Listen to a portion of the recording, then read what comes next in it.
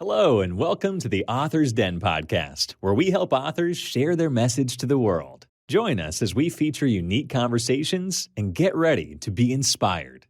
Now, let's get started with the show.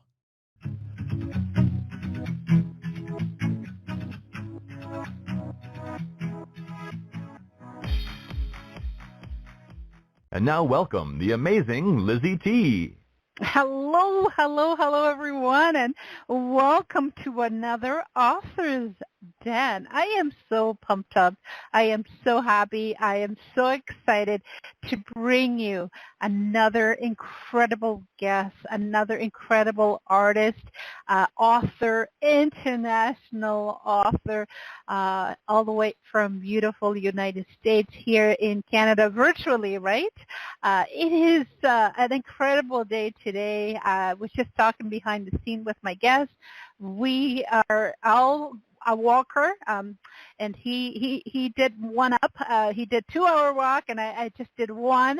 So, just is something with you going for a walk, something that makes you feel energetic and energized and just happy. And we've been having such a horrible time here with our winters, but just to be able to do that walk, even if you're triple layered and having a little bit of sun, that just brings me up ready here on the studio to do another interview, to do another show. I don't call them interviews anymore, to do another conversation, an intimate conversation with a friend that has lots to share. So let me give you guys, before I bring them on, an incredible bio here. We're going to be speaking to Frank Gaertner, and he is incredible. His story is out of this world. I was reading his bio.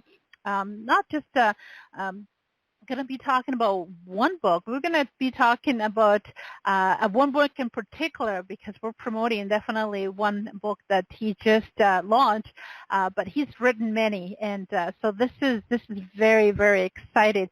A little bit of Frank had 10 years life. He came an abrupt ending. See, he has a story. One November evening in 1948. He's a young fellow, my goodness. He was finishing eating dinner, and his father, Herbert Valentine Gaertner, a man who everybody loved dearly, including, of course, Frank, arose an easy chair to speak to his mother, and he was in the kitchen growing up, and he knew I had been left stringing beans and with hated because I always gather him. Apparently his mother didn't know how to remove the strings. I remember helping my grandmother doing that. All the three of us were listening to one of our family's favorite radio show. I don't think some of you young people that are listening right now, listening to a radio show, it's a treat.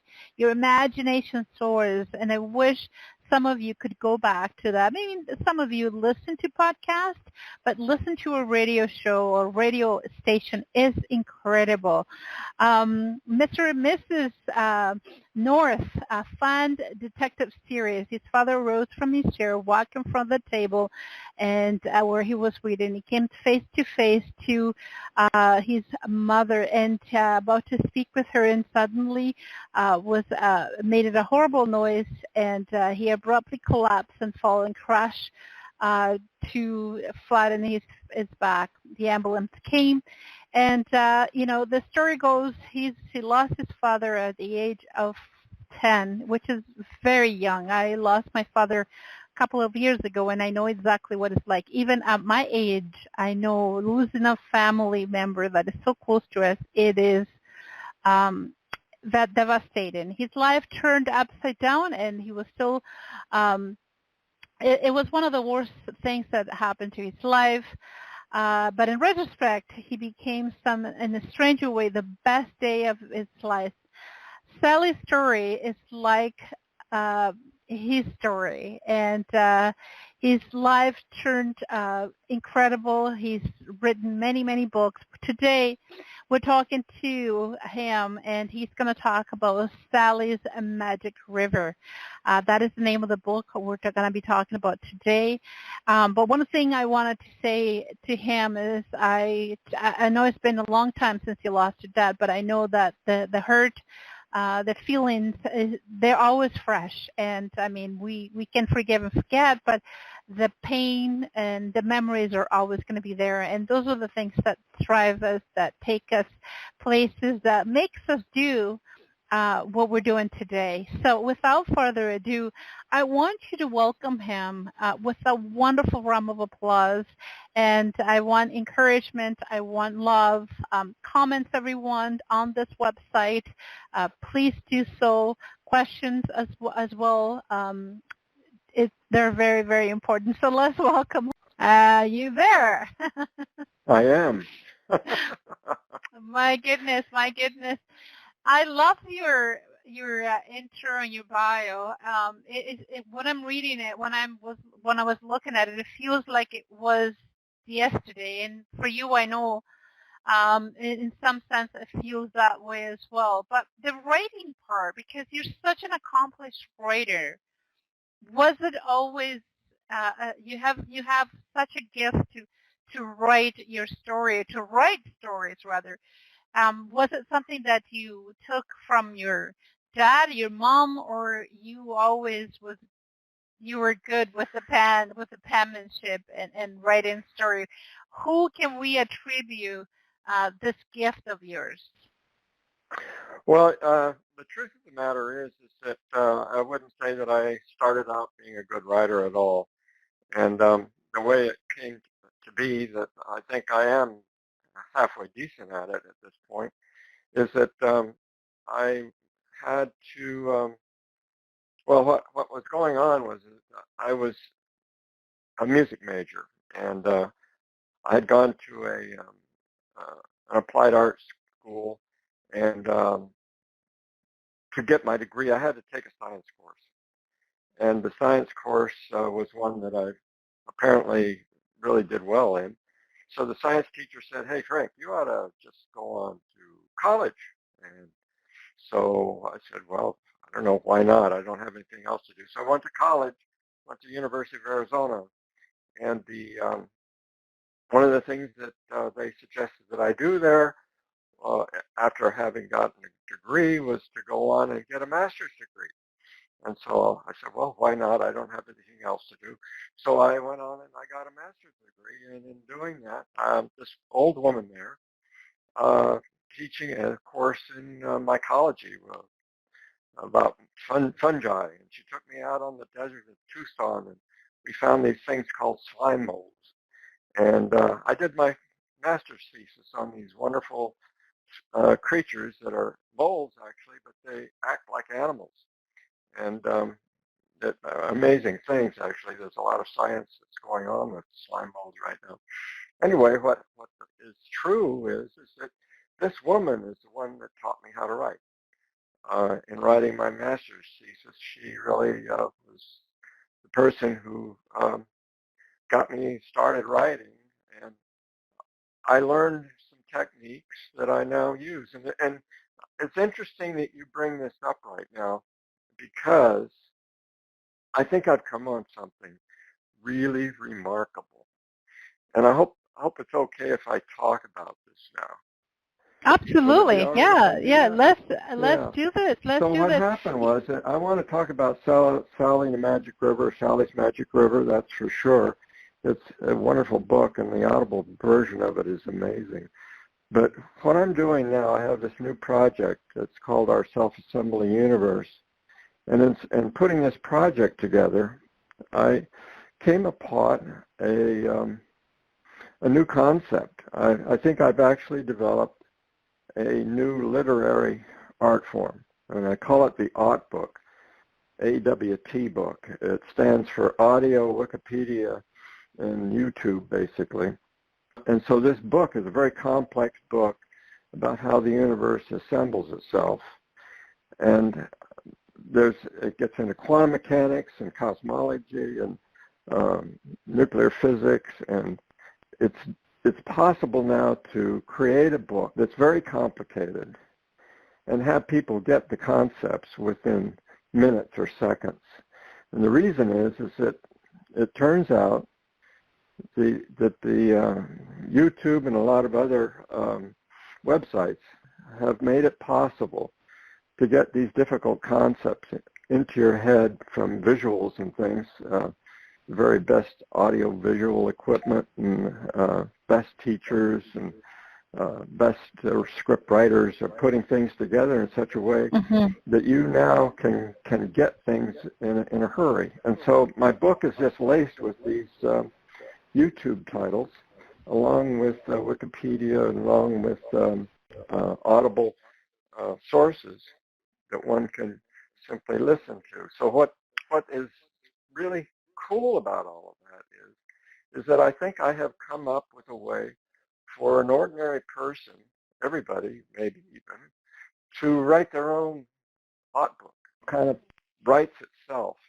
And the way it writes itself is, if you have a question, if you have something that you think you might be interested in, that you'd like to learn about, so you have a question in your head, well, what's that about? All you have to do is something like this.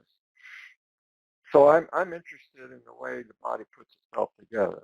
And so one of the things that I did early on was I said, hey Siri, YouTube, your body's molecular machines, and up pops this video of this amazing thing. And if you were to do that right now, if you have an iPhone and you were to say to your phone, hey Siri, YouTube, your body's molecular machines, this video will pop up that will blow your mind. And because what it shows are atoms that have put themselves together in various molecular forms that actually look, in some cases, like little people that are making things happen in your body. And that you'll see that, because this is real stuff. It's all been done with the state-of-the-art X-ray diffraction, the state-of-the-art molecular genetics, the state-of-the-art genetics, the state-of-the-art chemistry. All this stuff has come together, artificial intelligence, all this has come together right now at this particular time, that you can now see live action of things that are happening in your body at the molecular level. And that is so cool. Is this the book, Our Self-Assembly Universe? Yeah, this is in that book, and it'll be produced. It's in production right now, and I think maybe it'll be out within the next month anyway. That is incredible. You are such a science, in a sense, a genius when it comes to things like that. And I guess a lot of us are in for treats for what you have prepared for us. And a lot of people are going to be surprised that you could definitely find ways of writing books just by talking to the internet. It sounds very futuristic, but unfortunately and fortunately, this is the way that we're going. The future is advancing as we speak, and it's leaving a lot of people behind. But that's really what is happening. Let's talk a little bit about that. I know that you're very enthusiastic about this new book that is coming up, and I'm so happy that you share because writing is definitely your forte. But Sally Magic River. I did mention a little bit what inspired you, but maybe you have a little bit of more insight as to why you wrote this book and what I hate to repeat myself, but what inspired you to do this? Well, yeah, it's an interesting thing because, like I said, I had thought many times about writing a book of fiction, and nothing was ever coming to me. I tried it, nothing was happening. And it just turns out that this was 1997, I think it was, we took a trip down the Colorado River in some canoes with some other people. And we passed by the Chocolate Mountains going down the Colorado into Yuma. And my wife was so inspired by this trip that she decided she'd write a little story about Linda and the Chocolate Mountains. And so what happened was that she had got to writing this book and this story, and it was really great. I thought she was doing a wonderful job with it, but then she got writer's block and got stuck on it, and then she asked for help. And so I said, well, I'll see what I can do. And I put together this little paragraph that was, I thought, quite good. And I gave it to her, and she didn't like it. So she handed it back to me, and I said, well, heck, this is pretty neat. And so I had time at work during the day, during the lunch hour, and I would just sit down at the keyboard on my computer and see if I could add to that paragraph.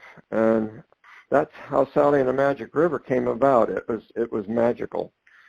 There were some things that had happened right about that time that were truly magical. Maybe even a few months before that, I'd had this dream, and it was one of these vivid dreams, really vivid dreams. I had invited some people over for dinner, and I invited them to, after dinner, I invited them to come into my bedroom, and I said, look, I got something to show you. And so I lifted my arms, and I floated up to the ceiling. And I was floating around up there, and it was wonderful. And they were all excited and wanted to know how I did it. And I was about to tell them, and then I woke up. I was so upset with myself. And so what happened then was that I got out of bed, and I stood beside the bed, and I lifted my leg, and I lifted my arms, and I started floating up to the ceiling. And I said, oh, my God, this is real. Oh, my God, this is real. And I said, well, I better pinch myself. This might be a dream. So I pinched myself. No, it's real. It's real. It's real. And then I woke up. What it was a dream within a dream. And that whole concept of the dream within a dream is a big part of Sally and the Magic River. That was one aspect of it. The other part of it was that it turns out I was writing about myself. I didn't realize this until much later. But what happened to me when I was 10... Until the book was almost finished, is you realize that this is your pretty much your own story. I am very impressed, Frank, that it was the dream that brought you to have this accomplishment, and it's so incredible. I still believe that, we are told things in dreams, and sometimes somebody gets used to come and talk to us and tell us some truth, or you're going to be doing this, and it is incredible how sometimes if we listen to that dream, or if we listen to that voice, that things get done. And I am so sad that some people would not listen and ignore it, and things that could be benefit to the world, right, to our fellow human being that is perhaps on the other side of the world that is listening to this right now, could have, I don't know, a solution for cancer. We don't know. But I'm glad that you're listening. I'm glad that you're listening and paying attention to your dreams, because I believe that definitely is speaking to us. What is the reaction, Frank, from family and friends and people that know you? I mean, you are, this is the second edition of Sally's Magic River, because I see on Amazon that you've had other publishing. But what happened here was, with this thing, I did have it republished, and what was really the key to the republishing is I entered a preface in that republished book that I think is really important, and it reads right into what you talked at the beginning, which is taking your walk in the morning. And what I have learned, I'm 83 years old. I don't look like I'm 83, and I sure don't feel like it. I feel more like a 40-year-old. And what I do is every day I go out and walk, run, and while I'm walking and running, I'm listening. I'm listening to stories. I'm listening to nonfiction. I'm educating myself. But the more important thing is that I have created a good health routine, and it's all based on the very simple idea that I do not get to hear what happens next in the story that I'm listening to or the book that I'm listening to unless I'm moving. It's very simple, and so I don't get to hear what happens next unless I'm moving, and that's very motivating. If you've got a good book, you want to know what happens next. So that's what I do every day now, and I wake up in the morning eager to get out and start moving so I can hear what happens next. Simple as that. So that's in that preface. The other part of it that is so important about that preface is that I also introduced the idea that Sally and the Magic River, now called Sally's Magic River, has been produced in an audible form. So it gets back to this listening business. And what is so key about the listening business, when you're doing something, instead of reading, you're listening, you don't want to listen to somebody that is not a good narrator. You have to do a little homework, and when you go to Amazon, they have the samples there. You want to listen to their samples. You want to listen to the narrator to find out if they are really great narrators or not. A great narrator, if it's a story, can do a lot of voice shifting, and they can be every character in the book. Well, I picked a really great narrator for Sally's Magic River. She's wonderful. Rebecca Nemethy can be all the characters in my book, and Wow. she has such a wonderful narrating voice in the background. So she has this good storytelling voice, and then when the characters come in, she just makes this whole book come alive. I mean, I have myself listened to my own book many, many times because I don't know, I think it's really well written. First of all, but it's a really cool story, second of all, but I just love listening to Rebecca. She just does a great job with it. Well, Rebecca, if you're listening, Rebecca, kudos to you. We have the big thumbs up, not only from the author himself, but I can't wait to go and listen to the audiobook. It was going back to we were talking about earlier on your bio, listening to your favorite radio shows. And I remember, I'm going to date myself too. I remember being a little girl listening to, Soap. My grandmother loved to listen to Soap. And it's nothing more captivating, nothing more imaginating, triggering to listen to something in the radio. To me, it was maybe because I was a child and I was in the environment of family and friends, that coziness, that they felt special, but I wouldn't trade those days for any tablet in the world because it really really takes you to another place. It's incredible. I just heard about this yesterday, that it's actually happening where they're recreating, or maybe not recreating, but making new radio show type podcasts. I haven't heard one yet, but it sounds like they're pretty good. It'd be just like listening to an old radio show. I still pick up some of the old stuff on YouTube because it just brings you home, brings you back to that special moment when you were a child. Yeah, you can always do that too. Absolutely.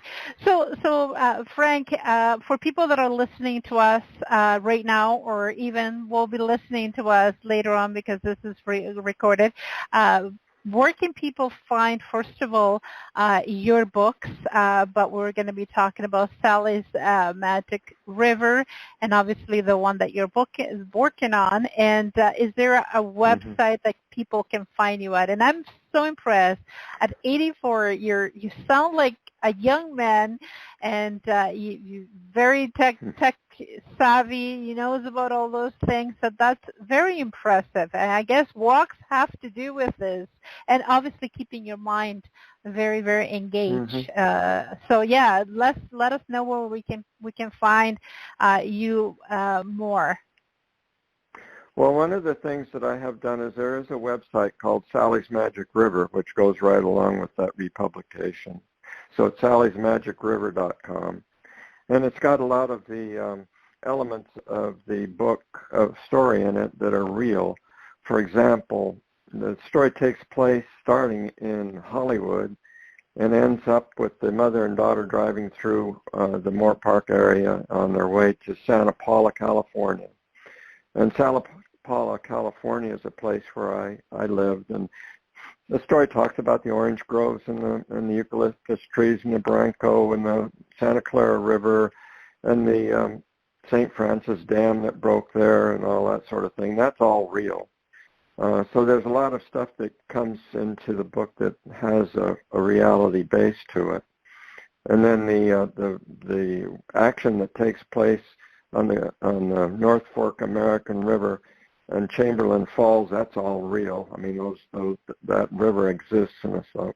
But there's also some fictional stuff, like the Sanderson is a fictional river that I thought up, and there's some other fictional aspects to this thing. But the book itself is a fantasy, but it's based on reality too.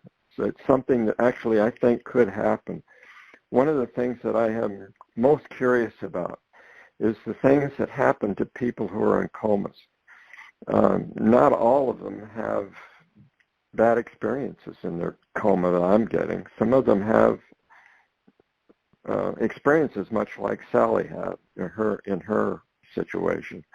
And I don't know what's going on there, and I don't know if anybody else does, because sometimes these people that have these experiences are basically pronounced, brain dead, and something else is happening. I think there's another part of the nervous system that goes into action, and I don't know if that might just be in my imagination, but it's worth maybe some exploration. Absolutely. I hear everything. I hear that it looks like they were transferred to a different era, a different dimension, a different place. Mm-hmm. So I hear that, and that it feels like it lasts forever. I hear other people that it felt like 5 minutes, and they didn't feel like they were gone for that long. Some people that they felt nothing. So there is a lot of stories about people that have gone through a coma even for years. That Sally and the Magic River is exactly that. I mean, it's that kind of an experience. And I think it's a really heroic little story, and it's a short story. If you're listening to it, it takes 4 hours. It's not a long story, but there's a lot in it in that 4 hours. And it's a lot of fun. It's I think for me a very uplifting story that people, especially now, or just a lot of kids, are going through a really hard time right now. Yes. And I think that's one of the things that can boost one's morale to know, okay, well, yeah, Sally went through some really hard shit, and so did I. And it doesn't mean your life is over. It could just be it's just beginning, and that really bad thing that's happening to you right now could actually turn out to be one of the best things that happens to you, because it changes everything.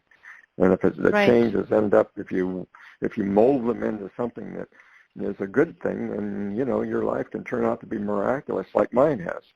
I cannot tell you how miraculous my life has turned out. I can just imagine. Unbelievable. I can just imagine, and probably not even scratching the surface. Frank, I'm reading some of your reviews on some of the website where your book is, and I am so impressed. The amount of incredible reviews and people leaving their comments like, this is incredible. Well, I got to say this. I have gotten so many good reviews, and I'm looking at them. I'm saying to myself, can this be real? Can this be actually happening? Do these people really believe what they're saying? I mean, oh my God. Because what they're saying is basically what I thought. But I can't believe that, I just think they're trying to be nice or something, but maybe they're not. Well, there is one here from Mr. Elliott, and he's saying, this is the most adventurous book I've ever read so far. The characters and the stories were so very well developed. I jumped off the scene from dream to dream is smooth and very easy to understand. Most importantly, the plot of the story was very interesting, and it was full of wow when I finished reading the entire book. I must say it was an enjoyable read. So, and the comments goes on and on and on and on, Frank. So congratulations. My goodness.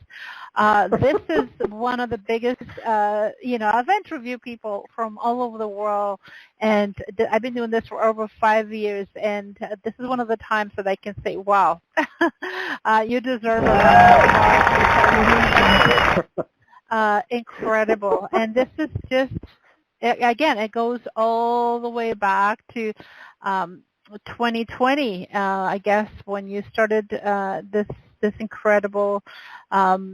Another one from Ben is saying the plot is not something that you can see every day. It is about a girl who got an accident, eventually got into a coma, and she dreamed of leaving the world where she can fly.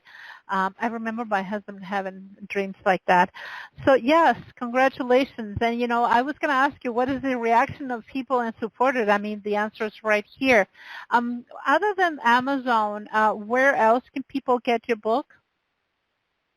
I think it's in the bookstores, as far as I can tell. I mean, Amazon, it'd be Noble, other bookstores. If you go into, I think probably any bookstore, you can order them there.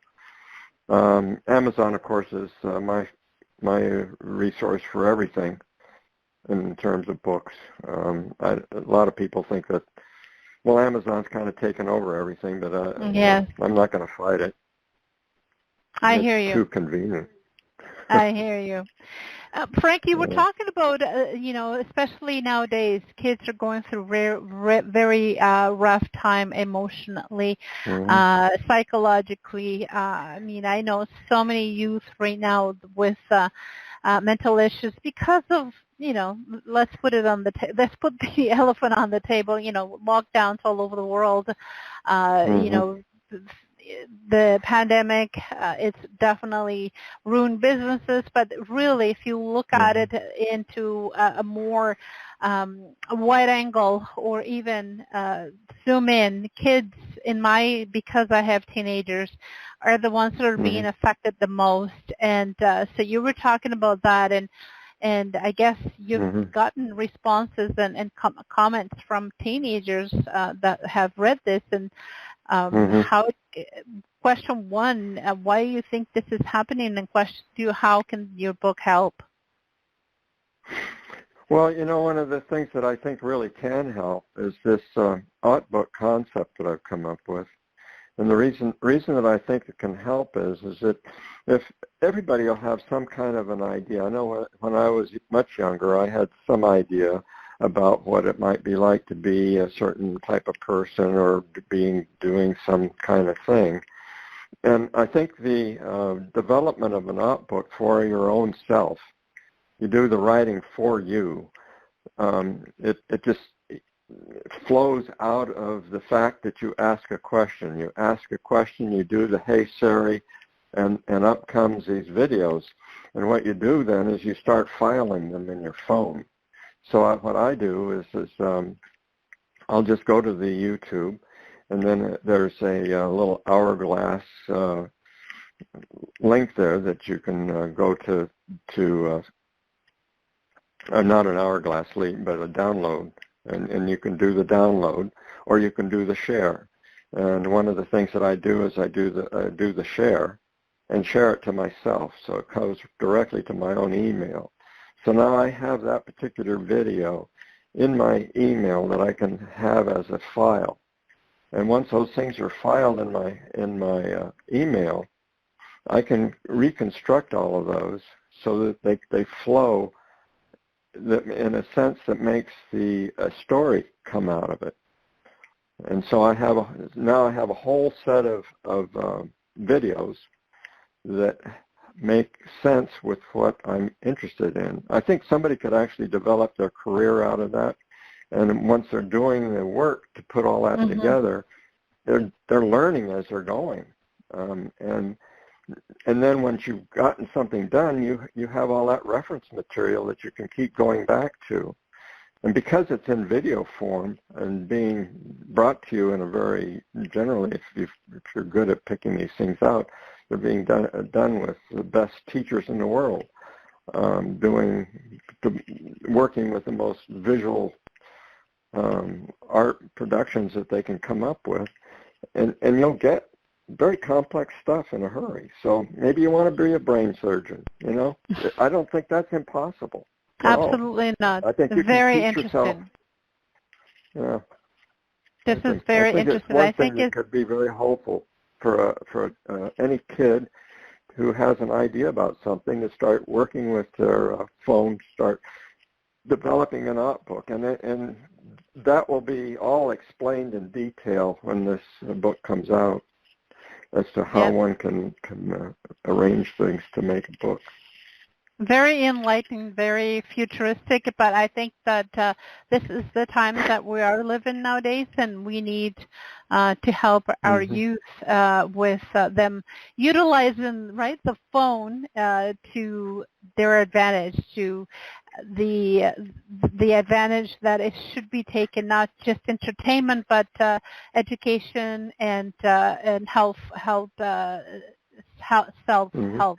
Love it. Love it. By the way, do you have, when you go out on your walk, do you listen? Oh, for sure, absolutely. And do you have earbuds? Sometimes I do. Sometimes I do a speaker. It depends how I feel. I just got these earbuds, and so what I just love doing this. So I'll be coming on. Maybe I'll want to stop at Starbucks or something, and so I don't want to turn it off, and I'll just say, "Hey Siri, turn it off." It turns off my earbuds. And then when I come out of the restaurant, I'll say, "Hey Siri, turn it on." You love technology, right? You love technology. Frank, I always ask my guests this question, and unfortunately, or fortunately, you're not going to be the exception. I mean, for you that started writing, becoming an incredible writer, as such a awesome writer later on in life, what advice would you give to somebody who is listening to us on the other side of the world and or will be listening later on, that they have this dream, they have this desire, they probably, like I said earlier, they have a solution for a problem in the other part of the world. I just happened to see an incredible movie last night, and of a child that had a solution for dryness in Africa, but not going to go into that.